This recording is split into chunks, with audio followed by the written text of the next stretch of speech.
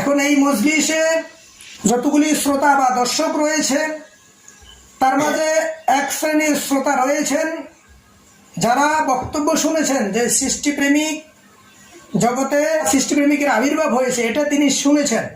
শোনার পর এটার প্রতি তিনি বিশ্বাস স্থাপন করেছেন, কিন্তু কোথায় আবির্ভাব হয়েছেন বা সৃষ্টিপ্রেমিক কোথায় আছেন এটা তিনি জানেন না, এবং সৃষ্টিপ্রেমিককে কখনো তিনি দেখেনও নাই।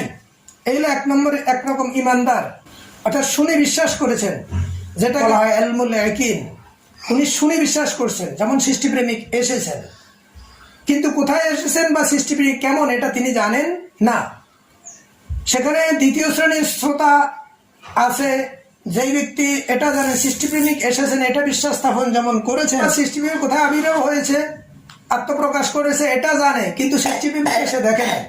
এলো সেকেন্ড ক্লাসের ইমানদার, অর্থাৎ সৃষ্টিপ্রেমিক আগমনের প্রতি বিশ্বাস স্থাপন করেছে এবং কোথায় আগমন করেছে এটা সে জানে, কিন্তু সে সৃষ্টিপ্রেমিককে দেখে নাই।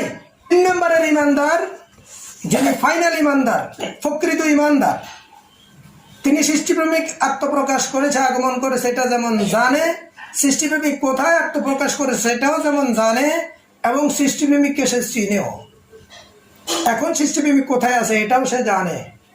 এই হলো প্রকৃত ইমানদার।